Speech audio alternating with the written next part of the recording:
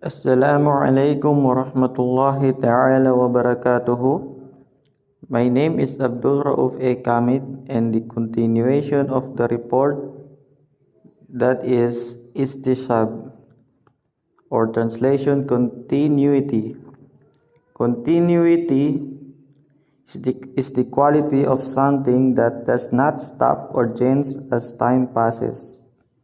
So, in an Islamic term used in the jurisprudence to denote the principle of the presumption of continuity, it is derived from an Arabic word suhba, meaning accompany. It is one of the fundamental principles of the legal deduction that presumes the continuation of a fact. It is based on probability and can be applied in the absence of other proofs. Ito ay nanggaling sa Arabic word na suhba, meaning accompany or pagsasama or samahan.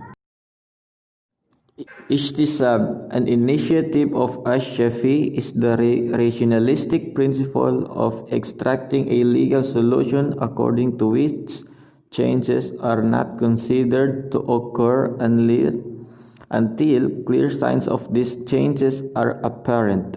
It serves as the basis for many legal rulings, such as the presumption of innocence. The person is regarded as innocent unless proven guilty.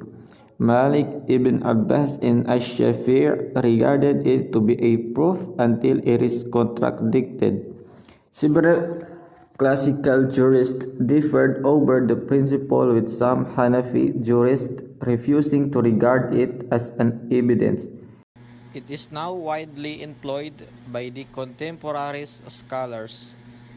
Al-Istishab, presumption of continuity. The meaning of Istishab, literal meaning, escorting or companionship. Technical meaning, facts or rules of law and reason, whose existence or non-existence had been proven in the past, are presumed to remain so for lack of evidence to establish any changes. So, ang literal meaning daw ng istishab is escorting or companionship, which is ang pagkikisama or pagsasamahan. Ang technical meaning naman ay facts, katotohanan o rules of law and reason, na kung saan yung namamalagi at hindi namamalagi ay proven na noong nakaraan na i-presumed or pahalagaan para manatili. And this is the quality of something that does not stop or change as time passes. And there are types of istishab. They are continuity of attributes, the presumption of original presence, the presumption of original absence, and which presumes the continuity of the general rules and principles of the law. Proofs of Istishab. Istishab is supported by both Shari and rational aqli evidences.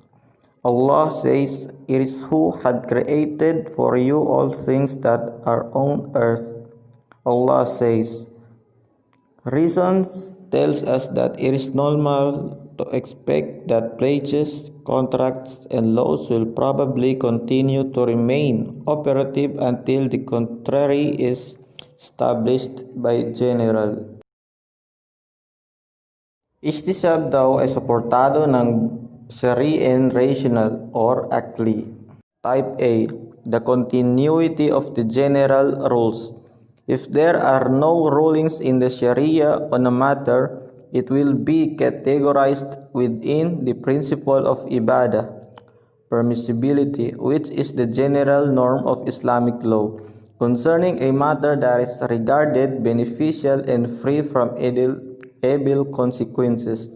Hence, when the law is silent on a matter and it's not opposing reason, it will be presumed to be permissible. Mubah. Continuity of the general rules. Kung wala daw ang mga rulings sa Sharia sa mga bagay-bagay, ito daw ay masasali sa principle of ibadah, which is the general norm or ang pangkalahatan sa Islamic law na kung saan ay kino-concern ang mga bagay na regarded sa beneficial and free from evil consequences. Type B. The presumption of original absence. A fact or rule of law which has not existed in the past is presumed to be non-existent until the contrary is proved. For example, if A claims that B owes him some money, the presumption of absence here will be in B's favor unless A has evidence of his claim. Type C. The presumption of original presence. This type of istisab takes for granted the presence of existence of that which is indicated by the law or reason. For instance, when X is known to be indebted to Y, X is presumed such until it is proven that he has settled the debt or was acquitted of it, provided that Y's loan to X is proven in the first place as a fact. It is sufficient to give rise to the presumption of its continuity, and Y needs not prove the continuity of the loan in question every day of the month. Type D. Istisab al-hal or continuity of attributes. Istisab al-wasf al-hal or continuity of attributes such as the presumption that a missing person is still alive. The person will be presumed alive until there is credible evidence which proves otherwise.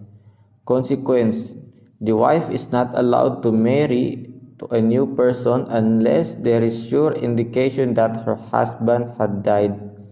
Some jurists said that this istisab al-wasf will continue up to 5 years, up to 7, up to 10, even some of Horus said up to forever. Validity of istisab validated by Shafi'ites, Hanabilites, Zahirites, and Sharia Imamiyya. Istisab denotes continuation of something which has been proven and the negation of something which had not been existed. Istisab, however, rejected by both Hanafites and Malikites. According to both of them, establishing the existence of a fact in the past is no proof of its continued existence. The original state which existed in the past still need of proof to indicate its continuation. And that's all for today. Thank you and wassalam.